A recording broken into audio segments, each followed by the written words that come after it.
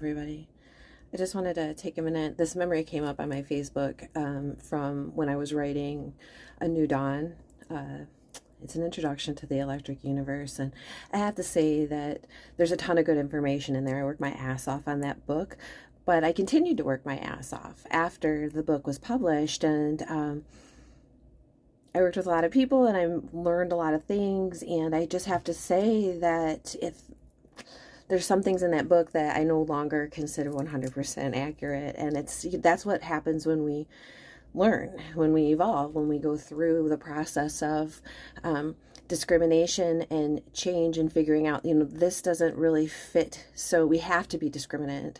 We have to say, what works and what doesn't, what has supporting evidence, what doesn't, and after years and years of studying this particular theory, other people, a group of this theory, pardon my dog, I'm going to pause it. After studying this theory for so long, I realized that there were some holes in it, and there's a lot of reason why people are against this theory and this group of people, and some of it has to do with the lack of integrity by some of the members, not all the members. Some of the members are amazing people who are really trying to learn and spread the good and evolve, right? Our education, our understanding, our knowledge. Some are not. And some of the information does need to be looked at and discerned more clearly, and it isn't. People grab these theories and they go and they're like, off with it, run with it. This is what it is forever. I'm married to my theory. And then they are blind to new information coming in, things that might be counter to that. There isn't this ability to evolve when we're stuck. What is the theory, the saying, a narrow mind fits nicely in a rut.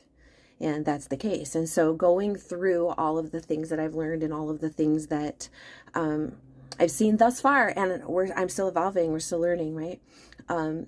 It no longer seems to me, it is an electrical circuit of some kind. There is electricity, there is magnetism. There's no debate about that. Stop saying that there's a debate about that. There is zero. Everyone knows this, that it's a giant magnetic field. Everyone is in agreement on that. I'm going to go let my dog out because there's a second point. The second point is that there's a lot of aggression that comes along with disagreeing or even mentioning something that is counter to what the people have consensually agreed on, whether or not it be correct. And no wonder nobody who wants to talk to people who act like that. Nobody. As a matter of fact, I've stepped back for quite a few years trying to figure out what the heck else I might do with this enormous amount of information that I would love to share. But who do I share it with? And how do I share it without being attacked? And this is hugely problematic, okay? So those are the 2 points that I must say before I get any further, because I'm going to say something right now that is counter to what we have been told, what you and your theory and group of people are pushing. And I must say that it doesn't exactly negate it. It adds to it. It explains it. It could possibly make it so that both theories, the mainstream and the alternative, make sense together. What if it is an electrical circuit, but it isn't there necessarily to pull in energy and that type of information? It's about information. What if it's a radio circuit? What if we aren't a capacitor to maintain a certain amount of charge here? What if we are a receiver and a transmitter, and it is our job to maintain the resonance, right? The harmonic resonance of our system. Doesn't that make more sense? Especially when we consider that we communicate with other stars. And I'm not talking about speaking to ETs. I'm talking about receiving radio frequency information from far off galaxies and stellar systems that we receive in radio wave frequency, gamma ray frequency, X-ray frequency, microwave, right? All of these are part of the spectrum. But looking at it as a true information receiver in that sense, as opposed to an electrical circuit that's trying to maintain some sort of charge so that it's like a battery for a different system, that doesn't fit, and it's counter to what we know in other capacities. So I today on my Facebook page, I had a memory from chapter 8 of A New Dawn, and it's called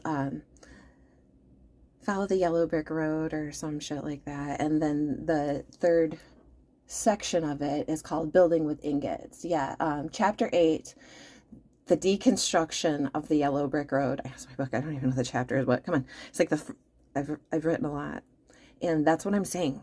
Like through what I've written and what I've learned, a lot more doors, a lot more understanding, a lot more connections can be made if we slightly alter our view.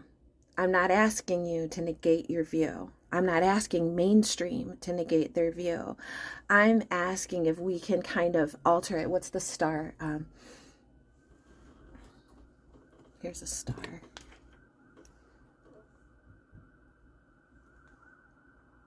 So if I'm standing right here and you're standing over here and this person is standing over here and we're all looking at this thing in a different way, I'm not trying to ask you to come over here.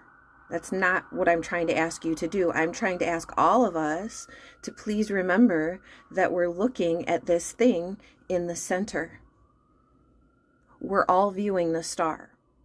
So if we could just understand for a minute that three-dimensional objects exist in a 4- and 5-dimensional space, we might be seeing things from a different perspective as someone who's looking at it from a different point of view. And that doesn't mean that we're wrong, nor they. It just means that we need to remember that we're looking at, why won't it focus? That we're all looking at the same thing.